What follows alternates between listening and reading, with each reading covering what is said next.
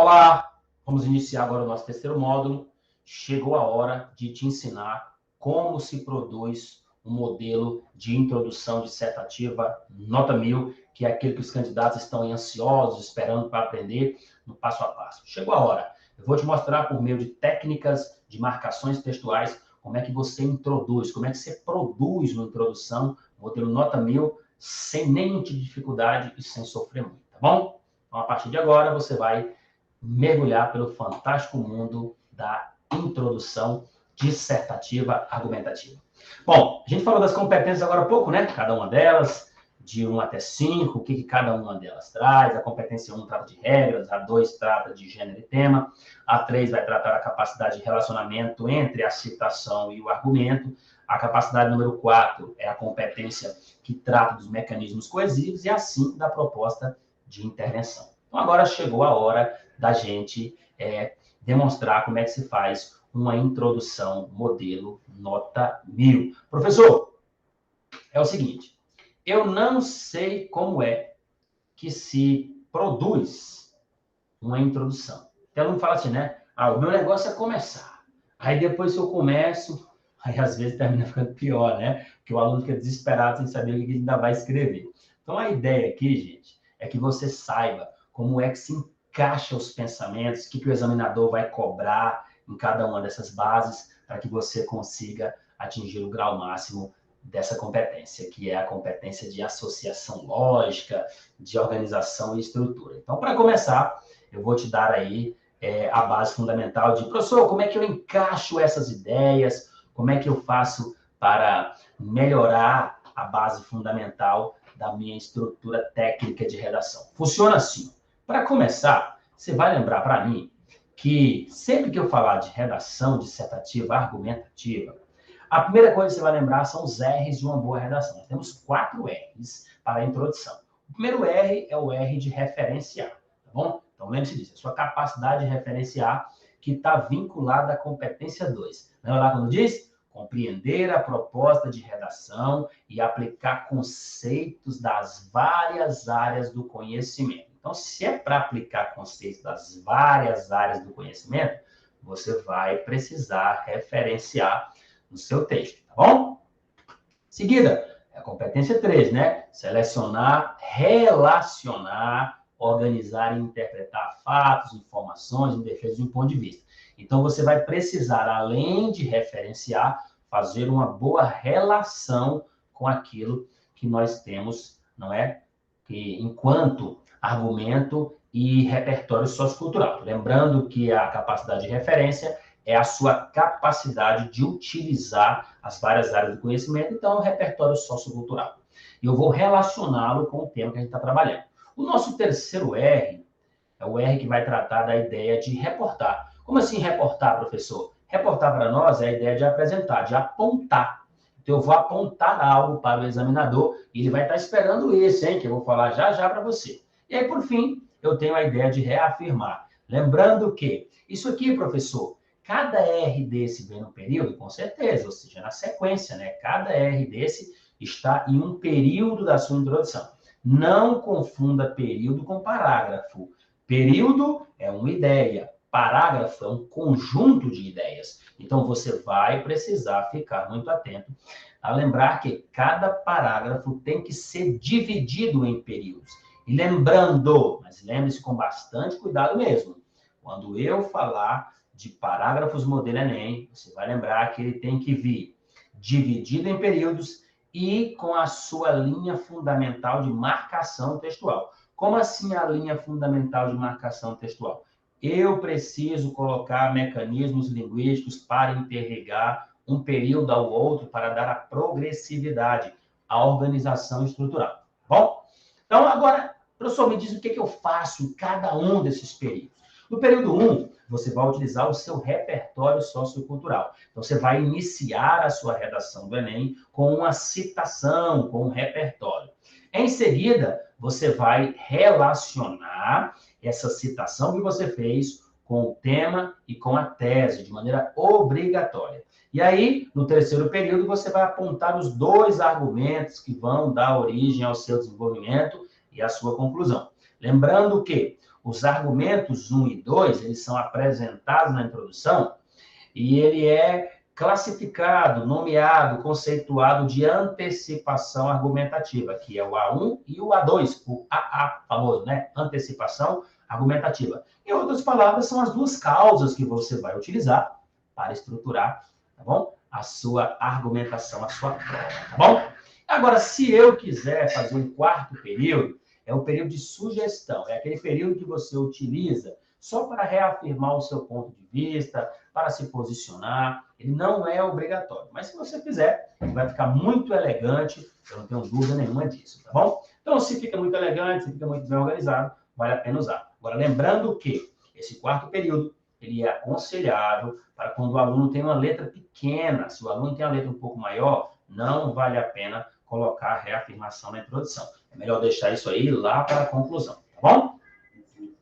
Quando eu falar da capacidade de referenciar, eu tenho palavras-chave que vão me ajudar a colocar essa argumentação em prática. E aí eu tenho a chamada técnica CCI. O que é a técnica CCI? É a técnica do conforme, contudo, isso. E aí, se eu quiser, aí eu tenho a palavra logo para fechar essa minha introdução.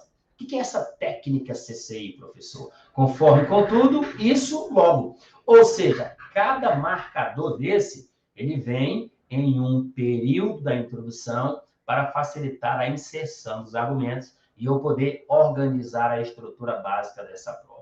Então, lembre-se, quando eu falar dessa técnica, eu estou falando de letras, né? Mnemônico, né? CCI. O que é o CCI mesmo? Conforme, contudo, isso. Essa é a técnica para você que pretende fazer uma introdução modelo nota 1000. Então, para agora, sem mais delongas, eu vou te mostrar na prática como é que se faz isso.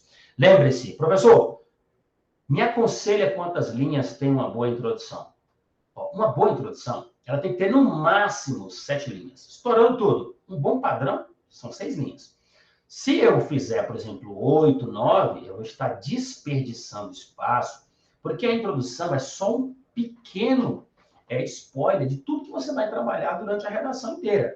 Então, eu vou precisar me lembrar que a minha introdução nada mais é do que uma síntese de tudo que eu vou trabalhar durante o texto. Então, se é uma síntese de tudo que eu vou trabalhar durante o texto, então eu preciso ser breve, eu preciso ser conciso, eu preciso ser direto e reto. Para quando o examinador pegar a minha introdução, ele vai analisar a antecipação argumentativa e vai dizer, opa, peraí, realmente está aqui tudo aquilo que o candidato vai trabalhar durante a redação. Então, guarde para a sua cabeça. Um bom padrão, a gente costuma dizer o seguinte, a gente não vai ficar contando palavras em redação, porque seria muita loucura, né? Mas é um conselho que eu vou te dar enquanto corretor de provas. Se você for analisar as últimas redações que tiraram 1000, todas alcançaram aí aproximadamente 400 palavras por redação. Como assim, professor? 400 palavras por redação. Querido, é muito difícil um aluno que escreve, por exemplo, aí 7, 8 palavras por linha, com a letra grande, conseguir atingir uma nota muito alta no Enem, porque ele não vai atingir as competências da maneira essencial, ele não vai dar conta de fazer isso. Eu já peguei redações que tiraram 1000, que o aluno escreve 153 palavras só na conclusão.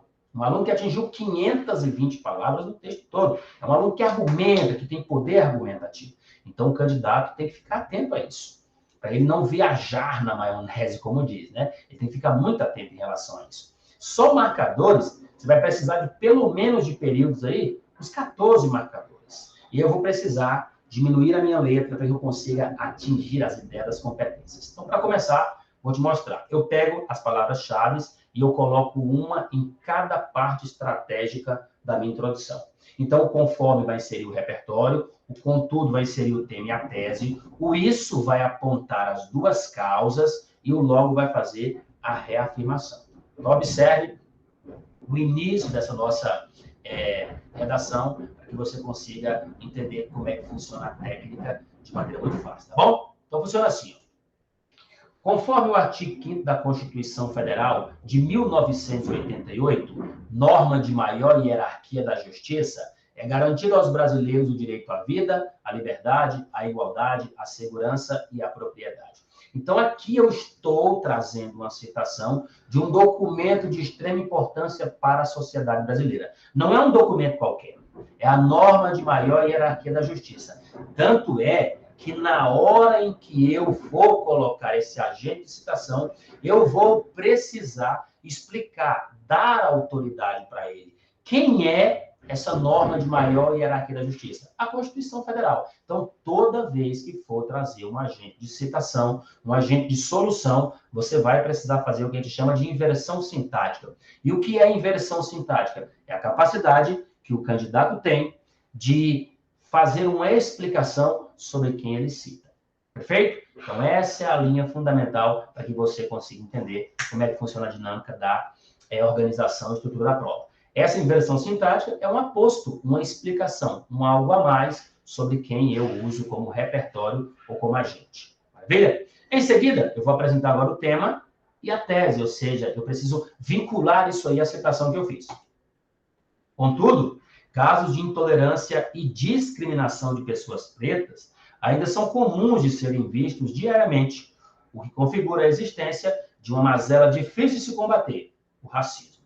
Agora aqui, eu trouxe a relação do meu tema e da minha tese. Eu estou falando, olha, o combate ao racismo, ele é muito difícil, porque existe uma intolerância, uma discriminação muito grande. Então, isso aqui demonstra para o examinador que eu consegui pegar a linha lá da citação e vincular o tema e a tese. Por que eu consegui fazer isso? Observe que o conforme vai iniciar a minha citação e o contudo vai quebrar a expectativa. Por que o contudo vai quebrar essa expectativa? Porque se a Constituição diz uma coisa, contudo, porém, mas na sociedade acontece outra, então está havendo um problema aí, e esse problema vai gerar, inclusive, várias consequências que nós iremos trabalhar onde? Durante todo o texto. Beleza? Agora falta apontar o quê? As duas causas que levam a esse problema, ou seja, quais são os dois argumentos que eu vou usar para desenvolver esse texto mais na frente. E é a chamada antecipação argumentativa. Agora vamos lá, a palavra isso é ela quem vai nos dar essa prerrogativa. E da própria palavra isso, eu trago as duas palavras-chave, os dois marcadores que irão apontar essas duas causas. E no caso aí, a expressão seja, seja. A expressão alternativa seja, seja, ela é muito bem-vinda para essa apresentação. Ou ainda eu posso dizer que isso ocorre devido a dois fatores, devido a duas causas, para que eu possa facilitar a linha também de antecipação dessa problemática. Então, observe, isso acontece seja pela noção de superioridade, seja pela falta de punições mais severas para aqueles que cometem esse tipo de crime imprescritível e inafiançável na certeza da impunidade. Então, perceba que agora eu consegui colocar aqui as duas causas que irão dar origem ao meu desenvolvimento e, claro, mais na frente, o encerramento da minha redação. Então, essa antecipação argumentativa ela é muito importante porque ela demonstra para o examinador o que eu vou trabalhar durante todo o texto. Agora, na reafirmação, é somente um pedido, uma sugestão, né?